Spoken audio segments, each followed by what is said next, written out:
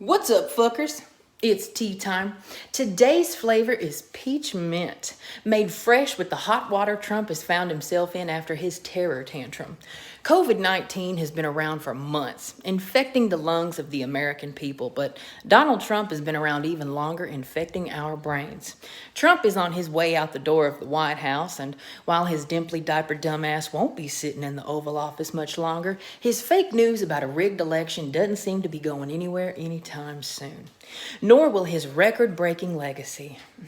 Congratulations, Donald. You were the first president to ever be impeached. Twice. You finally won a popular vote, but all these achievements seem to be weighing in on you. You look tired. Are you sleepy? Sleepy, Donald? After barbarian baby fingers incited violence on the nation's capital, people saw it for what it was, an abomination. Oh, you're just like the gays now. I'd tell you to download Grindr, but I don't know if that platform bans you too. I'll check and see, but I don't know how well you'll do on there since you just quietly stripped LGBTQ protections in regards to adoption. Thanks for the parting gift, Captain Cafefe. But while more people started to see Trump for what he is, it wasn't nearly enough. Only 10 House Republicans voted to impeach Trump. The final vote was 232 to 197. Donald, you're the expert on landslides. Does this count? Let me know. Just tweet me. Ooh, sorry. Just message me on Facebook. That's right. Well, we can talk on YouTube. Fuck. Well, I guess you can't let me know. That's because the First Amendment doesn't give people the right to make direct personal threats of immediate violence. I guess we know why this caged bird doesn't sing. And for any racist watching, this can include intimidating symbolic actions, like burning a cross that's meant to make specific victims fear for their lives, even if the cross burners don't actually plan to carry through with the threat. The point is, safety first, bitches. You have rights, but you don't have the right to put people in danger, including yourself. We live in a free country, but you still have to wear a seatbelt on a roller coaster if you catch my drift. Just like face masks in a pandemic. Face masks that help stop the spread of COVID-19 and help stop you from being identified by the FBI. Trumppublicans were so focused on stop the steal when you should have been focused on stop the spread. 3 Democratic representatives tested positive for COVID-19 after that attack. The husband of one of those lawmakers has now tested positive as well. But they didn't get it from the terrorists. They got it during the siege on the Capitol from Republican lawmakers who were still refusing to wear masks while they were locked inside. There's even video footage of one of them telling Lisa Blunt Rochester he doesn't want to get political, as he denies accepting the mask that she offered. I think if any of those people die of COVID, those Republicans should be, I don't know, convicted for involuntary manslaughter? Another Republican representative that should be indicted and convicted is one Miss Lauren Boebert. She's a right-wing, gun-obsessed QAnon believer. She's that Republican lawmaker who threw a Trumper tantrum of her own when she walked through a metal detector at the Capitol that sounded. A metal detector that is now necessary since there was a terrorist attack incited by the President of the United States last week. I can't say that enough.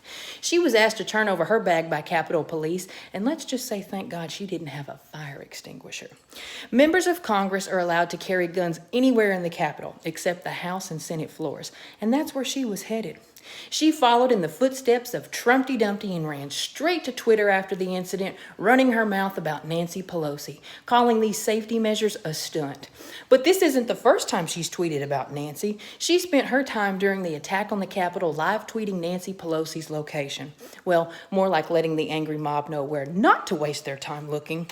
Nancy's no longer in the chamber, guys. That tweet reminded me of the kiss of Judas. Whether you're a Christian or not, I'm sure we all know the story of Jesus and Judas. Jesus thought Judas was his BFF, that's best friend forever. But it actually stood for bitch forget friends. Before the Last Supper, Judas went to the chief priest and agreed to betray Jesus and hand him over for 30 pieces of silver. Judas identified Jesus to the mob with swords and clubs who had been sent by the chief priests and elders of the people to arrest Jesus so they could kill him by giving him a simple kiss on the cheek, kind of like sending a simple tweet, and Lauren did it for free. We can call it a betrayal. And not that Nancy and Lauren were ever BFFs, but she definitely sounded like she was ready to help hand a fellow politician over to an angry mob. You think you're walking in the footsteps of Jesus, but you're walking in the footsteps of Judas, Lauren. Just like most Republicans who have betrayed our democracy, I think that's called the highway to hell. If that MAGA mob was chanting, "Hang Mike Pence," God only knows what they would have done to Nancy Pelosi. But I think we all know why you tweeted that, Lauren, and that's probably why your Twitter account was mysteriously suspended. The point is, how can we trust the GOP after this? Where do we go from here? How do we heal? We heal by holding people accountable for their acts of betrayal. We heal by sending a clear and direct message, not on Twitter. We want Republicans to see it. By punishing those who were guilty so we don't have to deal with this shit again. A message that shows if you act like Judas when it comes to our democracy, you will regret it. We send a message so Americans aren't ever this divided again.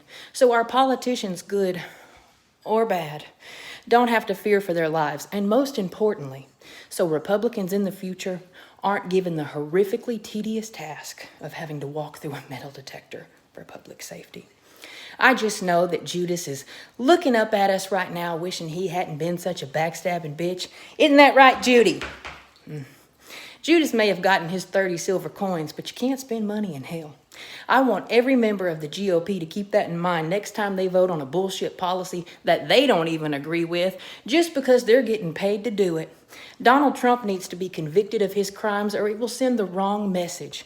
Every Republican lawmaker that aided in this attack needs to be held accountable as well. Looking at you specifically, Lauren.